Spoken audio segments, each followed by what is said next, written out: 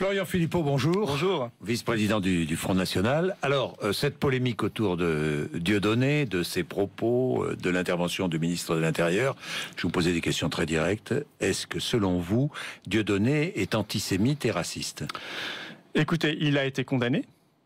Après, je ne sonde pas les cœurs et les reins. Voilà, je ne peux pas me mettre à sa place, je ne suis pas dans sa tête. Il a été condamné, ça veut dire quoi? Il a été condamné pour antisémitisme plusieurs fois. Donc il l'est? Maintenant, je ne fais pas de diffamation, je ne me mets pas à sa place, je ne suis pas dans sa tête. Vous savez, quand Manuel Valls a eu des propos extrêmement racistes à Évry, vous savez, ça a été filmé. Il y a trop de noirs et d'arabes, pas assez de white, de blancs, de blancos. Mettez-moi des blancs et de blancos, belle image d'Évry. Vous vous souvenez de cette scène? C'était un propos extrêmement raciste. Indubitablement raciste. Est-ce que ça signifie que M. Valls est raciste? Je ne sais pas, peut-être pas. Je ne suis pas dans sa tête. Oui. Voilà. Donc moi, je ne lance pas d'anathème d'accusation. Oui, bon. Peut-être qu'il l'est, peut-être qu'il ne l'est pas. Je ne sais pas. Mais la question n'est pas là, elle est sur la liberté d'expression. Est-ce que Dieudonné, je vais revenir à la liberté d'expression, est-ce que Dieudonné incite à la haine raciale et à l'antisémitisme par ses propos? C'est à la justice de le dire à chaque fois qu'elle est saisie. Mais vous n'avez pas d'avis? Mais je ne sais pas, je ne regarde pas ses spectacles, je suis jamais allé à ses spectacles, je ne l'ai jamais rencontré. La justice, quand elle est saisie... Vous n'avez jamais écouté ce qu'il a dit? Vous savez, moi je respecte l'état de droit.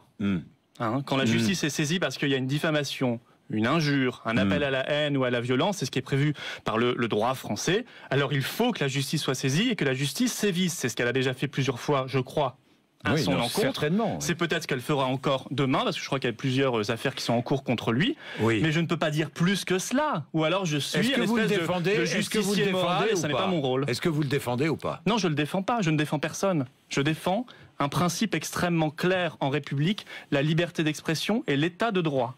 Parce que je suis assez inquiet de voir qu'on semble passer par perte et profit ce principe qui fonde quand même notre pacte républicain. Je veux dire, d'ailleurs, M. Valls veut interdire les spectacles. Mais vous voulez interdire comment ceux qui qualifient le Front National d'extrême droite? C'est une atteinte à la liberté d'expression. Pas du tout. On dit, s'il y a une diffamation, on va devant la justice.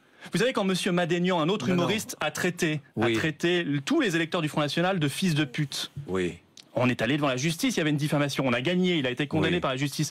Mais jamais il ne nous a effleuré l'esprit de demander l'interdiction de ces spectacles. Jamais. Absolument jamais. Il faut que, voilà, c'est comme ça. La liberté d'expression, c'est on accepte ce qui nous plaît ou ce qui nous plaît pas, ce qu'on aime ou ce qu'on n'aime pas. Donc si l'on qualifie le Front National de parti d'extrême droite, on est dans la liberté d'expression. Mais on ne va pas vous interdire d'avoir une émission. Peut-être qu'on ira vous attaquer devant la justice pour défendre nos droits parce que c'est prévu par le code pénal. Voilà, c'est dans les lois, dans les textes. Mais on ne demandera pas l'interdiction. D'ailleurs, M. Valls, il veut faire comment pour obtenir l'interdiction? Que fera-t-il? Il l'a déjà dit, je ferai une circulaire au préfet pour leur demander de faire leur travail. Bon bah très bien, donc en réalité il n'a pas de solution. Je vous rappelle quand même que la France est déjà le 3e pays le plus condamné par la Cour européenne des droits de l'homme pour atteinte à la liberté d'expression, devant la Russie. Est-ce qu'on veut garder ce triste palmarès? Je suis assez inquiet pour les libertés publiques en ce moment, je vous le dis tout de suite. Moi, je place ça dans une perspective plus large. Je vois un système qui se tend, qui se crispe, parce qu'il est en échec total, parce qu'il est en rejet total de la part des Français. Alors, il s'extrémise. Il y a une dérive extrémiste dans le gouvernement et dans le système actuellement, contre les libertés publiques. Je prends plusieurs exemples de cette affaire-là.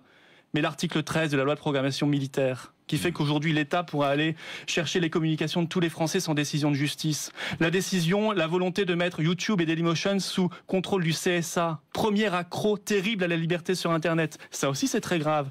La faible réaction du gouvernement français par rapport aux révélations sur la NSA. Enfin, le refus, alors que nous le demandions, nous, d'accorder l'asile politique à M. Snowden. Tout ça me laisse penser qu'il y a une régression de l'esprit public en France. Un complot?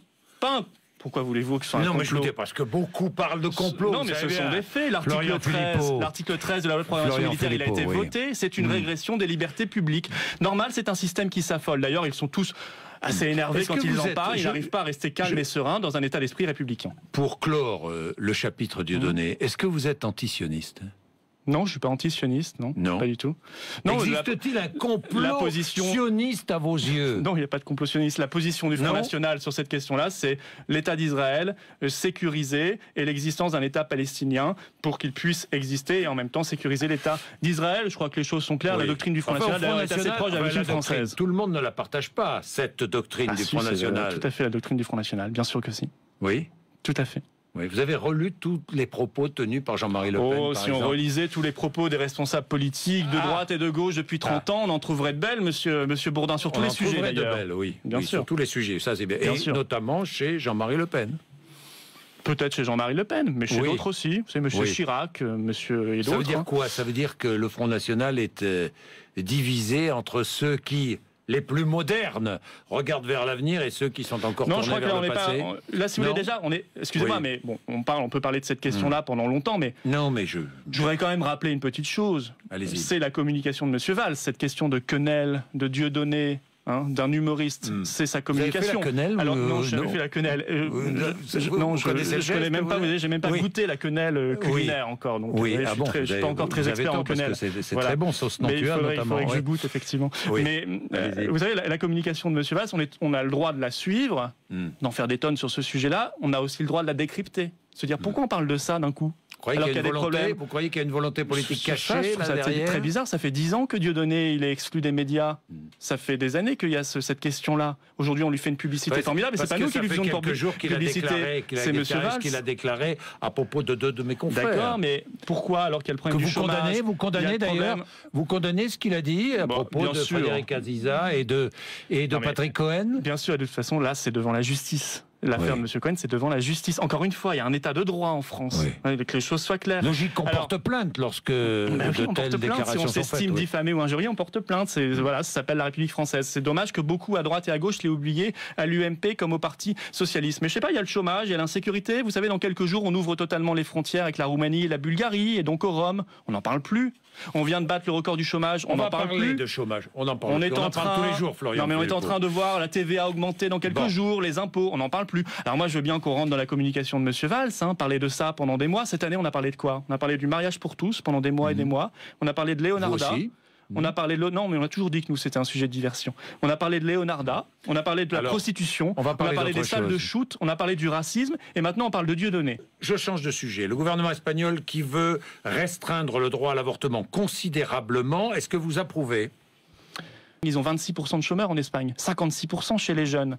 Ils ont une récession de plus de 1%, et on ouvre, comme par hasard, un débat sur un sujet sociétal. Ça ressemble furieusement à ce qui se passe en France. C'est une promesse de campagne. C'est ce qui se passe furieusement en France. Dès que ça va mal, très mal, dès qu'il faut prendre des décisions courageuses, on lance un écran de fumée. Chez nous, il s'appelle Dieudonné. Là-bas, il s'appelle avortement ou autre sujet. Ou chez nous, ça s'appelait aussi Leonarda. Vous savez, le président de la République, aujourd'hui, il intervient sur une quenelle. Et il y a quelques mois, il intervenait sur Leonarda, une gamine de 15 ans qu'on devait renvoyer au Kosovo avec sa famille, une famille de bandits. Bon, écoutez, ça prouve qu'on est tombé très bas. Vous imaginez le général de Gaulle intervenir sur une quenelle?